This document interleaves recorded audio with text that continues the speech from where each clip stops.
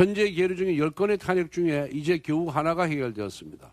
국무총리, 감사원장, 중앙지검장 등 아무런 사유도 없이 탄핵된 공직자에 대한 판결도 신속하게 마무리해서 이재명 세력이 마비시킨 정부 기능을 조속히 정상화시켜야 합니다. 한덕수 대통령 권한 대행의 탄핵 정적 수에 관한 효력정지, 가처분 신청 사건부터 먼저 처리하길 바랍니다. 고의적 국정마비를 위한 정략적 탄핵은 법을 남용한 또 다른 폭력이었음을 분명히 보여줬습니다. 민주당의 묻지마 탄핵 남발이 부메랑이 되어 민주당을 향하고 있습니다. 걸핏하면 탄핵을 운운하며 협박하던 민주당의 오만함에 국민들께서 책임을 물을 것입니다. 3일 일한 3일만이란 이진숙 방통위원장을 직무정지 174일 만에 헌재가 탄핵 소추 기각했죠. 이준숙 보고도 또 탄핵하냐. 아까 뭐 권성동 원내대표도 그렇고 화면이 바뀔 텐데 분풀이, 보복수단, 민주당 무리한 탄핵 소추 책임져야 이런 얘기가 나오면서요. 강제래 변호사님. 네. 아예 여기 한 발 더 나아간 사람이 있어요. 그 나경원 의원이 뭐라 그랬냐면 이거 탄핵 남발한 발의자 징계 혹은 이거 탄핵 또 변호사 선임하고 해야 되니까 네. 국가 손실배상 이거 해야 된다고 나경원 의원이 얘기한 모양이더라고요. 그렇죠. 작년 같은 경우에 민주당이 각종 탄핵을 남발을 하면서 어떤 비용으로서만 3억 원 이상이 들었다라는 것이 언론에 보도되기도 했는데요. 예. 나경원 의원은 그런 부분에 있어서 민주당이 지금 전혀 책임지고 있지 않은 부분에 대해서 지적을 하고 있는 것으로 보입니다. 다만 저는 개인적으로 뭐 발의자에 대한 징계라든지 어떠한 국가손실배상이라든지 이런 방식에는 조금 동의하기가 어려운 부분들이 있습니다. 왜냐하면은 어쨌든 현행법 상으로 뭐 어떤 다수당이 탄핵을 발의할 수 있는 것은 어느 정도 맞다라고 볼 수가 있는데요. 저는 그것보다는 다른 형태, 국민들로부터의 이 탄핵이 정당한 것인가에 대해서 다시 한번 심판을 받는 방식이 조금 더 필요하지 않나. 왜냐하면 국회의원들 같은 경우에는 4년에 한 번씩 선거를 통해서 진행이 되기 때문에 이분들이 심판을 받는 동안은 시간이 너무 오랜 기간이 걸립니다. 그렇다면 지금 탄핵안에 대해서 만약에 헌법재판소에서 전원일치된 의견으로서 기각 혹은 각하 같은 것이 나왔을 때는 여기에 대해서 지역에서의 어떤 지역민들과의 관련성 이런 것들을 좀 하는 방식으로 해야 되지 않나라고 생각합니다. 예.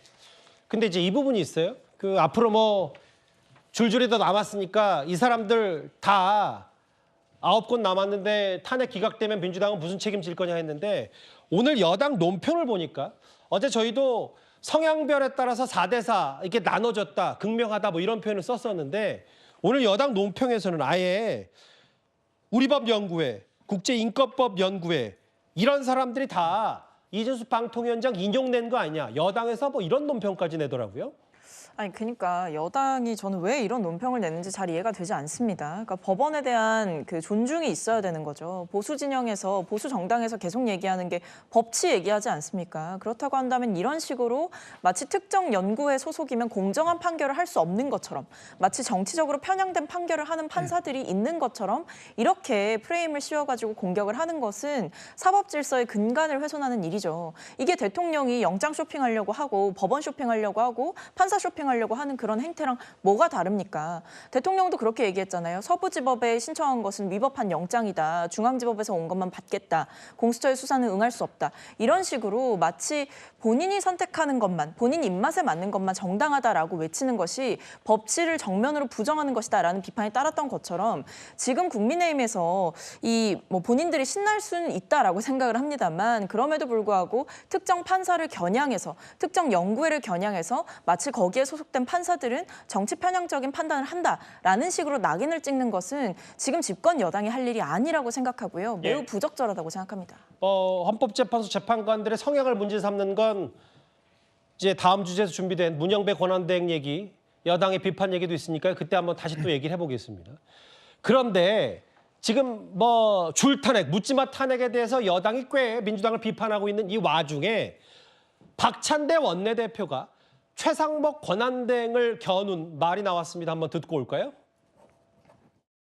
최상목 대행은 말장난하지 말고 내란 특검을 즉시 공포하십시오. 비상계엄으로 GDP 6조 3천억을 날려버린 내란 수계에 대한 수사를 방해하는 이유가 뭡니까? 최상목 대행은 대통령 권한 대행 자격도 경제부총리 자격도 없습니다. 인내심을 시험하다가는 돌이킬 수 없는 결과를 맞을 것입니다. 최상목 부총리 겸 권한대행도 위원정 의원님, 민주당이 탄핵하겠다는 거예요? 박찬대 원내대표가 되고 난 다음에 탄핵이란 말을 입에서 몇 번 이야기했는지 한번 제가 세워보고 싶어요. 박찬대 원내대표의 정치는 탄핵 정치입니까? 본인이 이야기했잖아요. 최상목은 대통령 권한대행 자격도 경제부총리 자격도 없다. 저는 그 말을 그대로 돌려드리고 싶습니다. 박찬대 원내대표는 원내대표 자격이 없다. 왜? 원내대표는요, 기본적으로 협상을 하는 사람이고요. 그리고 또 여야의 어떤 이 원만한 이끌, 특히 제1당의 지금 원내대표잖아요. 근데 입만 열면 탄핵이에요. 뭐 도돌이표입니까? 돌아오면 한 사람 돌아오면 또 탄핵해요? 계속 탄핵만 합니다.